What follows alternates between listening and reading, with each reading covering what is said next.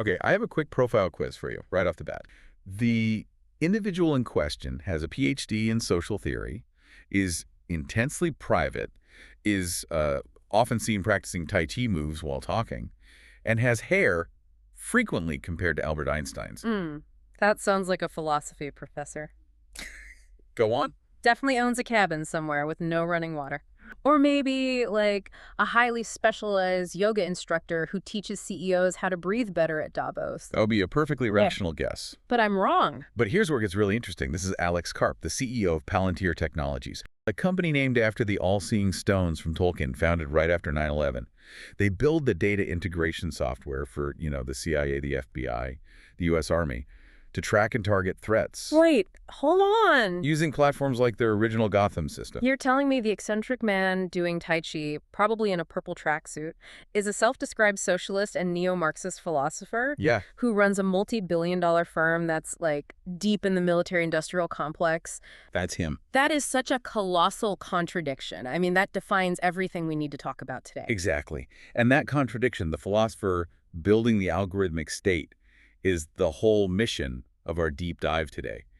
We're using Michael Steinberger's really detailed exploration, The Philosopher in the Valley, as our guide to unpack the man who built the software that helps the West wage modern war. It's astonishing how deep his academic roots go. He was raised in a staunchly left-wing household, right? Very left-wing. Then a BA in philosophy from Haverford, a JD from Stanford, and then a doctorate in social theory from Goethe University in Frankfurt. So he studied under Jürgen Habermas. He did, perhaps Europe's most acclaimed living philosopher and a leading figure of the Frankfurt School. And the Frankfurt School is famous for its critical theory, for challenging the very structures of power and capitalism we're talking about. And he did all this while battling severe dyslexia, which is, genuinely impressive. So, okay.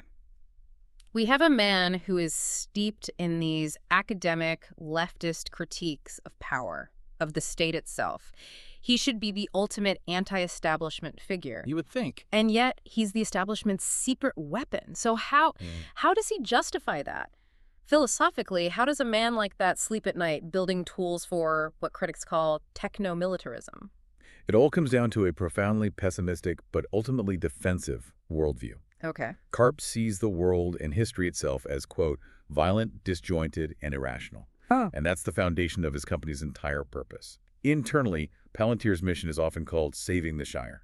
Like from Lord of the Rings. So he believes the West is the Shire and it needs protection from all the outside chaos. Precisely. His core justification is that while the liberal international order of the West is deeply flawed, it is still, undeniably better than the authoritarian alternative. Like Russia and China. Exactly. He sees those regimes as genuine threats to freedom. It's why Palantir explicitly refuses to work with those countries. Karp believes that to defend democracy, the West needs sharp teeth. It needs hard power. It's a fascinating, if maybe a dangerous, utilitarian argument. Better to have a slightly compromised defender than a fully hostile attacker. And his whole argument is that if this technology is the future of warfare, it's better that we build it, rather than letting autocracies define the standards. And this high-minded philosophy just clashes so perfectly with his public persona. Oh, absolutely. He knows he's an outlier. He intentionally plays up this image of the, batshit crazy CEO. Oh, the Tai Chi moves on conference calls. While being intensely private about his personal life. But yeah, he has no problem engaging in what sources call an orgy of free association in his conversations. It's almost like he's deliberately signaling, I am not like the other tech CEOs. And I think that eccentricity helps him deflect. Because this brings us to the real issue for anyone skeptical of state power. When we hear Palantir, we instinctively think mass surveillance. Of course. You hear CIA software, and the first thing you think is that they are just vacuuming up our personal lives, like Google or Facebook does, right? Yeah.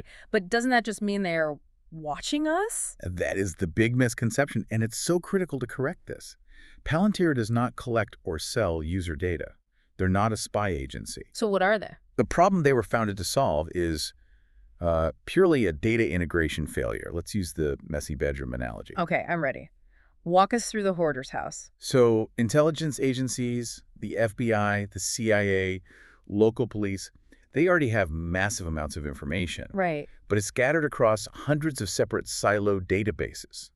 For the Army alone, they had to integrate over 150 different legacy systems. So they have the puzzle pieces, but they're mixed up in 1,000 different boxes. Exactly. It's a giant bedroom where all the clothes are on the floor, papers are under the bed, pizza boxes everywhere. The data is unusable. Remember what the 9/11 Commission found? That the agencies failed to connect the dots? Right. The dots were there. They were just lost in this institutional mess. So Palantir isn't the spy. They're the professional cleaner who comes in and organizes the mess so the human analyst can actually see what's going on. Precisely. Palantir's Gotham system centralizes everything an authorized agency knows about a target in one place. But that creates a huge technical problem. Which is? How does the software make completely different data types? Phone records, financial logs, satellite images, foreign language documents.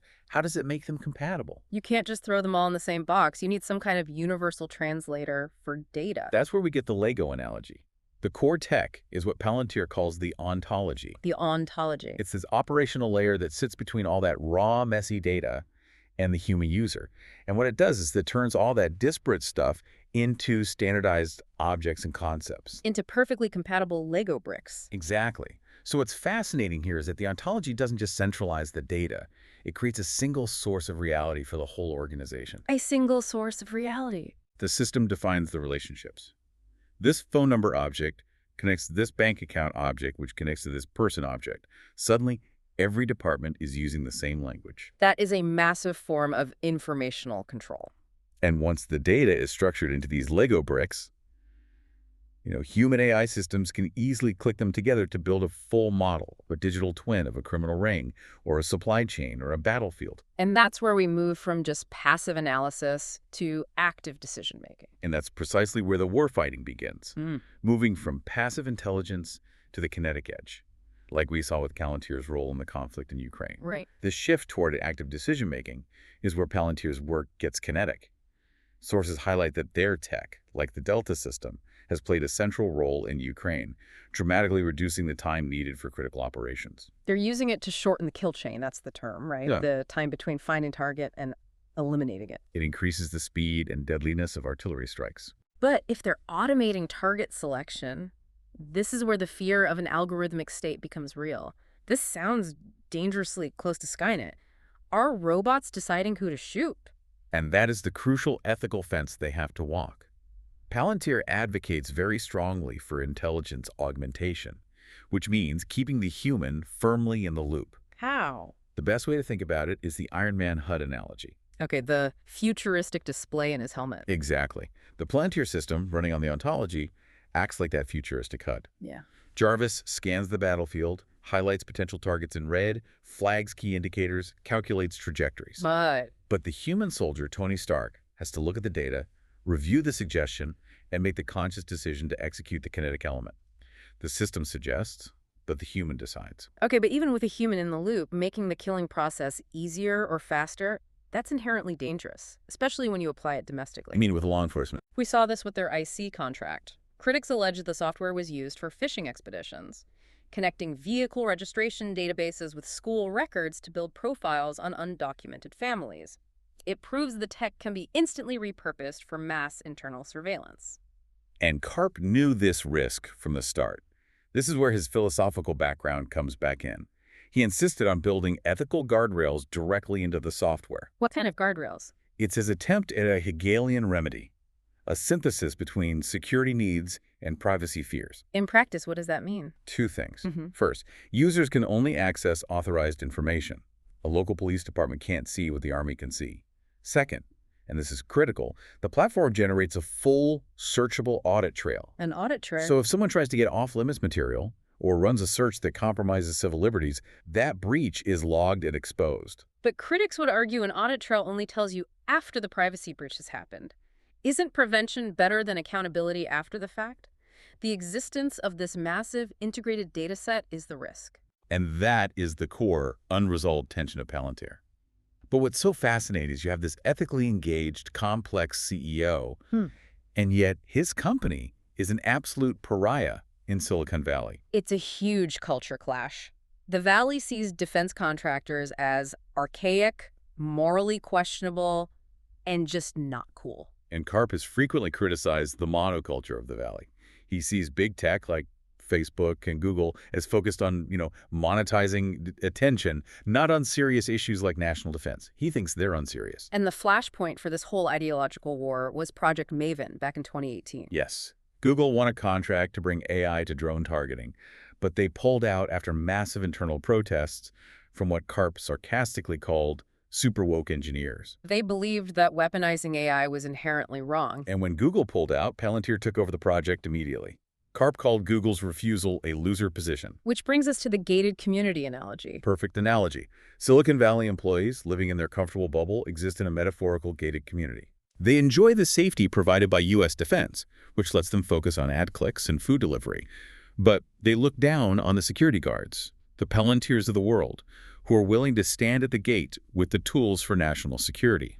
So we want the safety. We just don't want to know how the sausage of hard power is made. It just highlights this huge gap between consumer tech and the defense world. And Karp was explicit about this. He said Palantir connected itself to the middle class and soldiers who actually bear the risk, not the tech elite. Which is a powerful political statement. Absolutely. So our deep dive really reveals this constant tension. The same tech that gives a wartime advantage by shortening the kill chain can also enable internal surveillance, like with those controversial domestic contracts. It forces you to confront Karp's core dilemma, that maybe defending democratic values requires using tools that could erode those same values at home.